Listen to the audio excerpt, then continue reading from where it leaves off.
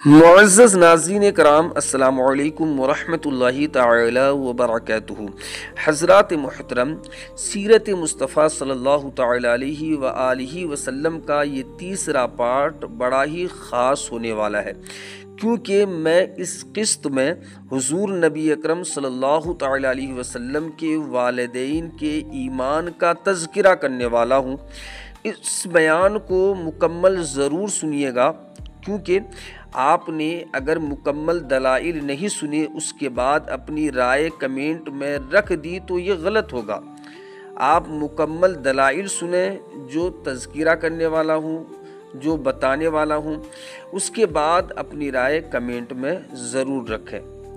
تو دوستوں، حضور اقدس صلی اللہ تعالی علیہ وآلہ وسلم کے والدین کریمین کے بارے میں علماء کا اختلاف ہے کہ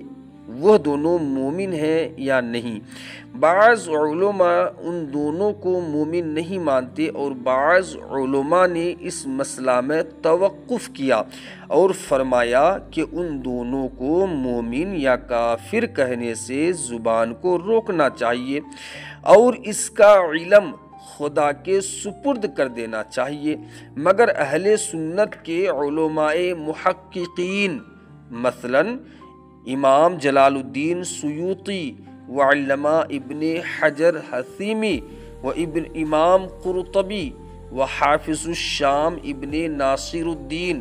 و حافظ شمس الدین دمشقی و قاضی ابو بکر ابن العربی مالکی و شیخ عبدالحق محدث دہلوی و صاحب عقیل مولانا عبدالحق مہاجر مدنی وغیرہ رحمۃ اللہ علیہم کا یہی عقیدہ اور قول ہے کہ حضور صلی اللہ تعالی علیہ وسلم کے ماں باپ دونوں یقینی بلا شبہ مومن ہیں۔ چنانچہ اس بارے میں حضرت شیخ عبدالحق محدث دہلوی علیہ الرحمہ کا ارشاد ہے کہ حضور کے والدین کو مومن نہ ماننا یہ علماء متقدمین کا مسلک ہے، لیکن علماء متاخرین نے تحقیق کے ساتھ اس مسئلہ کو ثابت کیا ہے کہ حضور کے والدین بلکہ حضور کے تمام آبا و اجداد حضرت آدم علیہ السلام تک سب کے سب مومن ہیں۔ اور ان حضرات کے ایمان کو ثابت کرنے میں علماء متاخرین کے 3 طریقے ہیں۔ اول یہ کہ حضور کے والدین اور آبا و اجداد سب حضرت ابراہیم علیہ السلام کے دین پر تھے، لہٰذا مومن ہوئے۔ دوسرا یہ کہ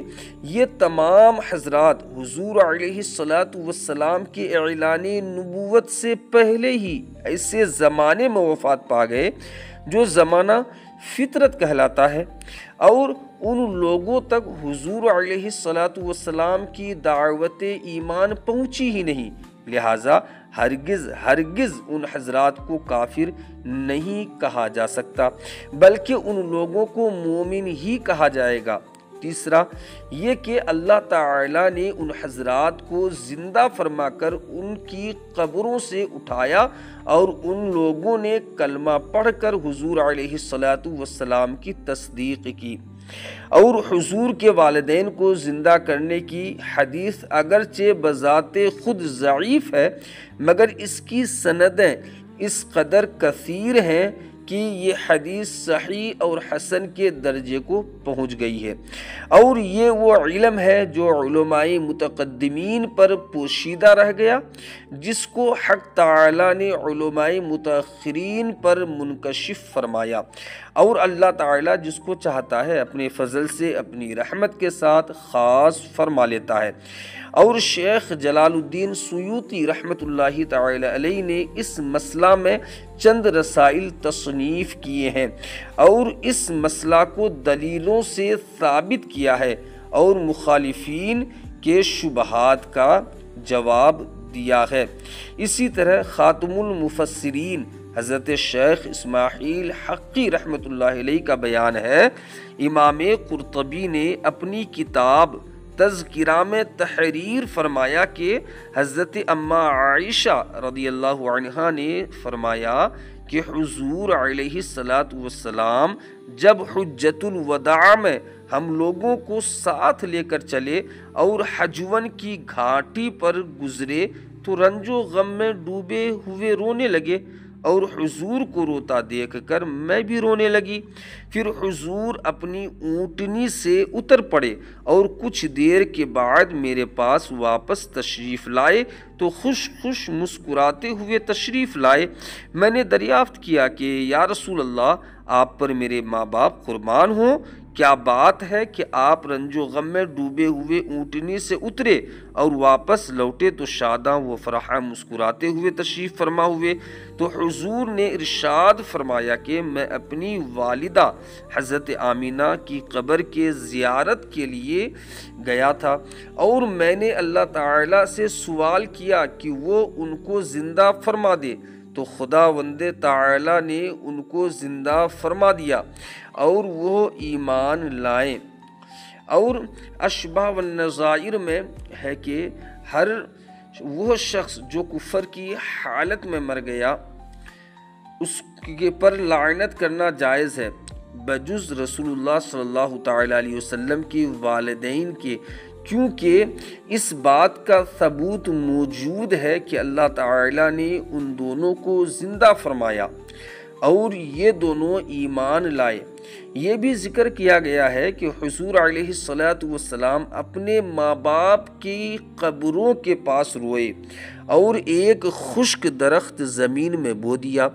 اور فرمایا کہ اگر یہ درخت ہرا ہو گیا تو یہ اس بات کی علامت ہوگی کہ ان دونوں کا ایمان لانا ممکن ہے۔ چنانچہ وہ درخت ہرا ہو گیا۔ پھر حضور علیہ السلام کی دعا کی برکت سے وہ دونوں اپنی اپنی قبروں سے نکل کر اسلام لائے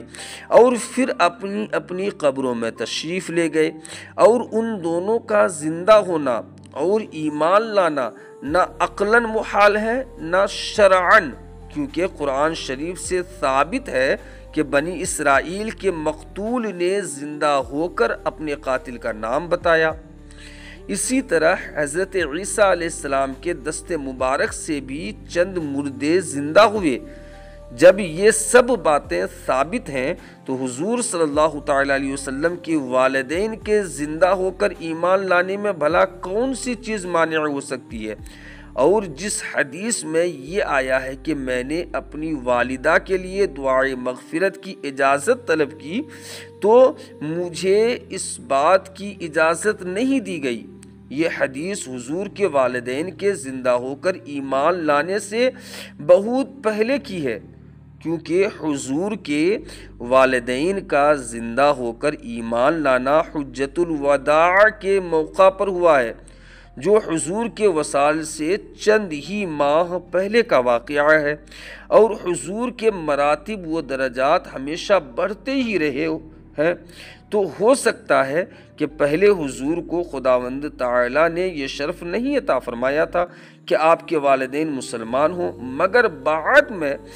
اس فضل و شرف سے بھی آپ کو سرفراز فرما دیا کہ آپ کے والدین کو صاحب ایمان بنا دیا۔ اور قاضی امام ابو بکر ابن العربی مالکی سے یہ سوال کیا گیا کہ ایک شخص یہ کہتا ہے کہ حضور صلی اللہ تعالیٰ علیہ وسلم کے آبا و اجداد جہنم میں ہیں، تو آپ نے فرمایا کہ یہ شخص ملعون ہے، کیونکہ قرآن میں اللہ تعالیٰ نے ارشاد فرمایا ہے ان الذین یؤذون اللہ ورسولہ لعنہم اللہ فی الدنیا والآخرہ، سورہ احزاب، یعنی جو لوگ اللہ تعالیٰ اور اس کے رسول کو ایذا دیتے ہیں اللہ تعالیٰ ان کو دنیا و آخرت میں ملعون کر دیتا ہے۔ حافظ شمس الدین دمشقی رحمۃ اللہ تعالی علیہ کو اس مسئلہ کو اپنے نعتیہ اشعار میں اس طرح بیان فرماتے ہیں کہ حب اللہ النبی مزید فضل علی فضل وکان بہ رؤونا، اس کا ترجمہ ہوتا ہے کہ اللہ تعالیٰ نے نبی کو فضل بالائے فضل سے بھی بڑھ کر فضیلت عطا فرمائی اور اللہ تعالیٰ ان پر بہت مہربان ہے۔ آگے فرماتے ہیں کہ فَأَحْيَا أُمَّهُ وَكَذَا أَبَاهُ لِإِيمَانٍ بِهِ فَضْلًا لَطِيفًا، اس کا ترجمہ ہوتا ہے کیونکہ خداوند تعالیٰ نے حضور کے ماں باپ کو حضور پر ایمان لانے کے لیے اپنے فضل لطیف سے زندہ فرمایا۔ فسلم فالقدیم بہ قدیر وَإِن كَانَ الْحَدِيثُ بِهِ ضَعِيفًا، یعنی تو تم اس بات کو مان لو کیونکہ خداوند قدیم اس بات پر قادر ہے اگرچہ یہ حدیث ضعیف ہے۔ تفسیر روح البیان جلد 1 صفحہ 217 سے 218 تک۔ صاحب عقیل حضرت علامہ شیخ عبدالحق مہاجر مدنی قدس سرہ العزیز نے تحریر فرمایا کہ علامہ ابن حجر حتیمی نے مشکات کی شرح میں فرمایا ہے کہ حضور کے والدین کو اللہ تعالیٰ نے زندہ فرمایا یہاں تک کہ وہ دونوں ایمان لائے اور پھر وفات پا گئے۔ یہ حدیث صحیح ہے، اور جن محدثین نے اس حدیث کو صحیح بتایا ہے ان میں امام قرطبی اور شام کے حافظ الحدیث ابن ناصر الدین بھی ہیں، اور اس میں تعین کرنا بے محل اور بے جا ہے، کیونکہ کرامات اور خصوصیات کی شان ہی یہ ہے کہ وہ تو قواعد و عادات کے خلاف ہوا کرتی ہے۔ چنانچہ حضور صلی اللہ تعالیٰ علیہ وسلم کے والدین کا موت کے بعد اٹھ کر ایمان لانا، یہ ایمان ان کے لیے نافع ہے، حالانکہ دوسروں کے لیے یہ ایمان مفید نہیں ہے۔ اس کی وجہ یہ ہے کہ حضور کے والدین کو نسبت رسول کی وجہ سے جو کمال حاصل ہے وہ دوسروں کے لیے نہیں ہے، اور حضور کی حدیث ہے کہ کاش مجھے خبر ہوتی کہ میرے والدین کے ساتھ کیا معاملہ کیا گیا کے بارے میں امام سیوطی نے در منصور میں فرمایا ہے کہ یہ حدیث مرسل اور ضعیف الاسناد ہے۔ اب مدارک التنزیل جلد 2 صفحہ 10۔ بہرکیف مندرجہ بالا اقتباسات جو معتبر کتابوں سے لیے گئے ہیں ان کو پڑھ لینے کے بعد حضور اقدس صلی اللہ تعالیٰ علیہ وآلہ وسلم کے ساتھ والہانہ عقیدت اور ایمانی محبت کا یہی تقاضا ہے کہ حضور کے والدین اور تمام آبا و اجداد بلکہ تمام رشتہ داروں کے ساتھ ادب و احترام کا التزام رکھا جائے، بجز ان رشتہ داروں کے جن کا کافر اور جہنمی ہونا قرآن و حدیث سے یقینی طور پر ثابت ہے، جیسے ابو لہب اور اس کی بیوی حمالۃ الحطب۔ باقی تمام قرابت والوں کا ادب ملحوظ حاضر رکھنا لازم ہے، کیونکہ جن لوگوں کو حضور صلی اللہ تعالیٰ علیہ وسلم سے نسبت قرابت حاصل ہے ان کی بے ادبی و گستاخی یقینی حضور علیہ السلام کی ایذا رسانی کا باعث ہوگا، اور آپ قرآن کا فرمان سن چکے کہ جو لوگ اللہ اور اس کے رسول کو ایذا دیتے ہیں وہ دنیا و آخرت میں ملعون ہے۔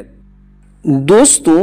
اس مسئلہ میں اعلیٰ حضرت عظیم البرکت مولانا شاہ امام محمد رضا خان فاضل بریلوی علیہ الرحمہ کا ایک محققانہ رسالہ بھی ہے جس کا نام شمول الاسلام الآباء الکرام ہے، جس میں آپ نے نہایت ہی مفصل و مدلل طور پر یہ تحریر فرمایا ہے کہ حضور علیہ السلام کے آبا و اجداد موحد و مسلم ہیں۔ میں نے سیرت مصطفیٰ کو مکمل کرنے کے لیے المختصر حضور صلی اللہ تعالیٰ علیہ وسلم کے والدین کے ایمان کا تذکرہ کیا۔ آپ حضرات نے اگر مکمل بیان سن لی ہے تو دعاؤں سے ضرور نوازیں، اور کمنٹ میں جو ہے تو اپنی رائے بھی اس بیان کے تعلق سے جو کمی و بیشی مجھ سے ہوئی ہے وہ لکھیں۔ استغفر اللہ ربی من کل ذنب واتوب الیہ، وآخر دعوانا ان الحمد للہ رب العالمین۔ میں رب تبارک و تعالیٰ کی بارگاہ میں دعا گو ہوں کہ اللہ تبارک و تعالیٰ ہم سب کے ایمان و عقیدے کی حفاظت عطا فرمائے اور ہم سب کا خاتمہ رب تبارک و تعالیٰ ایمان پر عطا فرمائے۔ استغفر اللہ ربی من کل ذنب واتوب الیہ۔ السلام علیکم ورحمۃ اللہ تعالیٰ وبرکاتہ۔